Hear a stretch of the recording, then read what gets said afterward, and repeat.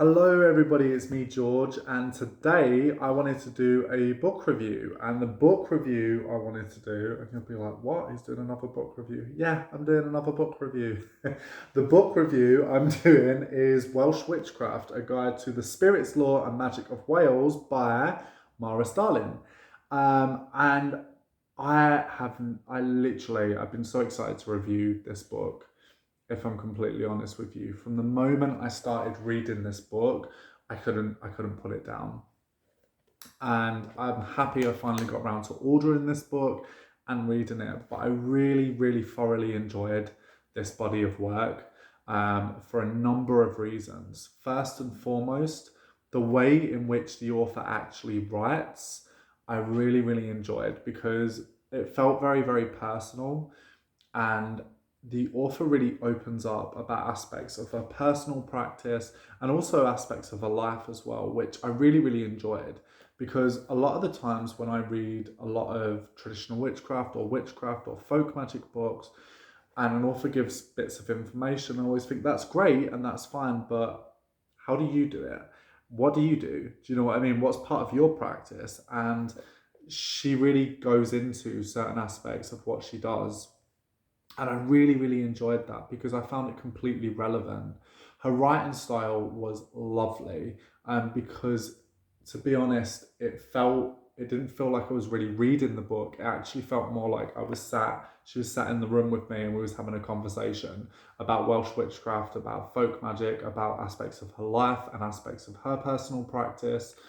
I really enjoyed that. I really enjoy this kind of style of writing because for me it feels very personal, very profound, very beautiful. And I love hearing about different people's experiences, and especially kind of how that goes in with their own personal magical practice. And yeah, I love that. I thought there's something really special about this book. The other aspect of it as well was her passion for the Welsh language. And I absolutely love that because it's funny as well. There's a lot of misconception that the UK only English is spoken, and that's not the truth. That's not the truth at all. The UK has more native languages in it than English. If you have Welsh, you also have Scots Gaelic. If you go to Aberdeenshire, you have Doric. If you go to Cornwall, you have Cornish. There are different languages as well. English is not the only language spoken in the UK. And I remember very much so that one of my friends from England, when we went to Amsterdam, he was chatting and there was two lads by the side of us and they was chatting, and then I think like they dropped something. I was like, oh, sorry, pal. I was like, oh, no worries, mate, blah. And then they started speaking. And then my pal was like, I thought they was English. And I was like, no, they're not English, but they are British. And he was like, what? They're not speaking in English though. And I was like, yeah. I was like, they're speaking Welsh. They're Welsh. And he was like, oh my God. And it's like a lot of people, some people, and I mean this in the nicest way, there can be some ignorance towards other languages that are native to the UK that aren't English sometimes. And I love the author's passion for the Welsh language, so much so I love the fact at the back of the book she has a glossary and guide to Welsh pronunciation, and she actually puts it phonetically, and that's something I really enjoyed. With that being said, there's a possibility now that I could murder some of the Welsh language, so I do apologise, but I've tried to read it as phonetically as I possibly can. Perhaps I should have consulted some of my Welsh cousins beforehand, so yeah, I do apologise, but I'm going to go right ahead. The Mabinogi, which is a collection of Welsh mythology, is something I have struggled with from day dot. Now, it's something I've always wanted to read up on and know more about, but it's something I've really struggled with because there is so much of it. And also I find some of the stories I've read are very intricate. It could be like, oh, he had a brother that had a sister that had this, and then they had a sister's brother, mother that, and I feel like sometimes I can be a bit like, whoa, it can fry my brain a little bit. Now, and that goes also the same with Irish Celtic beliefs, such as the Tuatha De Danann and some folk stories concerning Ireland. and also Scotland as well, and some tales and stories concerning Scotland regarding Pantheon. And that has always been something I have struggled with. And I can literally pick up a book that's, pre-1800 book on folk magic, witchcraft, and a grimoire and be like, boom, boom, boom, boom, boom, boom, boom, and get it. But the moment, for some reason, when it comes to Celtic polytheistic belief, older stories and bodies of lore concerning them, I find that it can be very, very intricate, and it can be something that I really struggle with. It's something that I want to know more about, but it is something that I struggle with. Now, the author has done a couple of chapters here. Chapter 5, Beyond Human, Divinities of the Land, and also chapter 6, Ceridwen, the archetype of the Welsh witch, really goes into aspects of the Mabinogi that have helped clarify certain stories to me in a really relatable and down-to-earth and approachable way, because maybe for some people it's not so hard, but just for me personally, that's the Mabinogion and the Mabinogi is something I really, really struggle with comprehending and understanding sometimes, because I find it too intricate.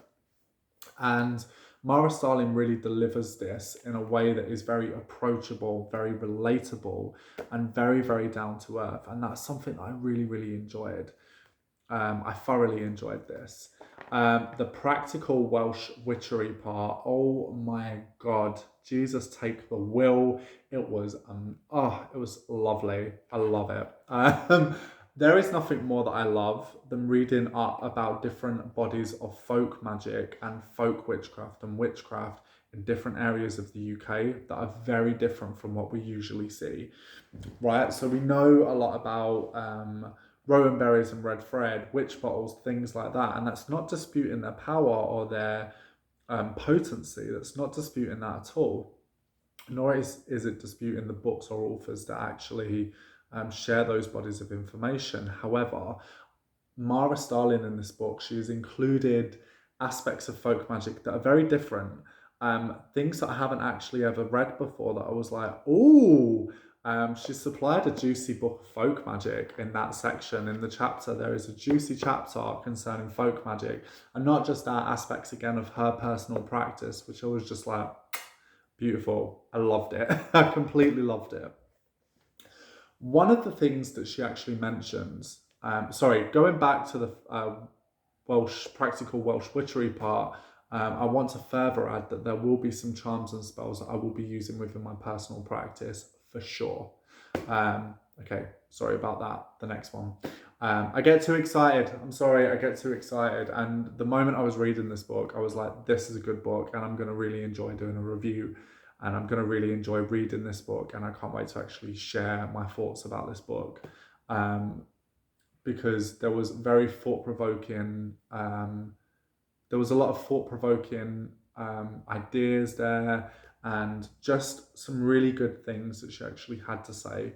I loved it. So the other part of it is that she made a very good point that she took it upon herself to write a book on Welsh witchcraft, because there's not a lot of books that are concerning full witchcraft concerning Wales, and we get some fantastic bodies of work concerning regional practice within witchcraft and within British folk magic, but Wales not so much. And it's a shame, because as she mentions, there's so much lore and magic and associations concerning folk magic and witchcraft with Wales, that actually, there needs to be a body of work concerning this, and she's done just that.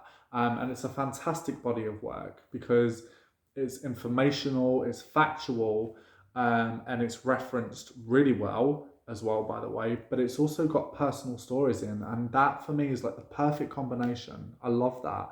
I love finding relevance to things, and that this book really made me find relevance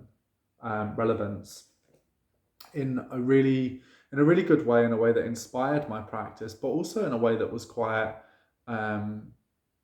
touching and quite influential. So I really, really enjoyed this. And the other part of it is that the ever-turning cycle. So I'm going to be real here, right? See, when it comes to talking about the Wheel of the Year in most books, I switch off, and I can't help it because I find that a lot of the information for me is regurgitated, and I mean that in the nicest possible way. But I think there can be a lot of information that can be very much regurgitated that I'm like, I already know it. So I feel like I'm rereading what I've always read when it concerns the Wheel of the Year. Okay. However, this part was different for the first time in a long time. And I mean that in the greatest of respects to other books that have done this.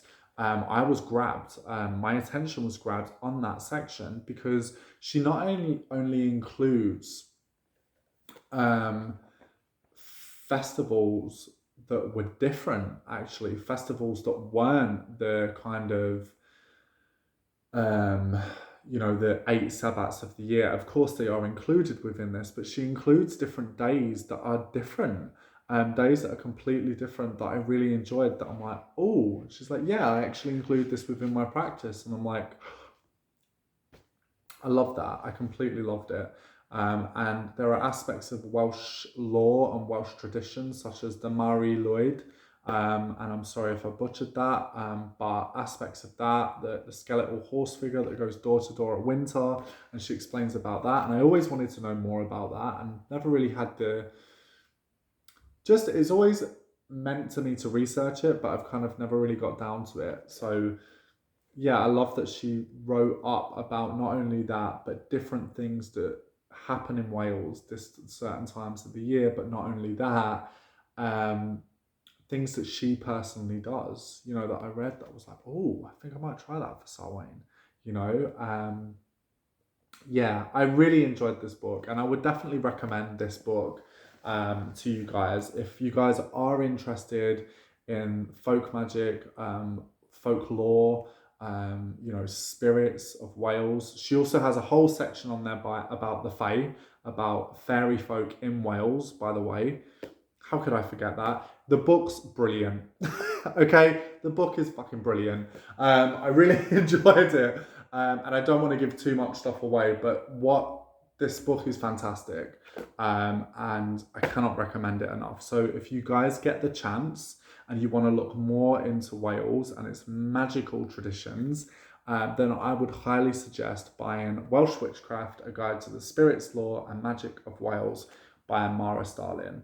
Mhara, if you are watching this, and I really hope you are, lovely, this is fantastic. You've done such an amazing job and you've created something truly beautiful. So thank you, lovely. Over and out, people, and have a great day and peace.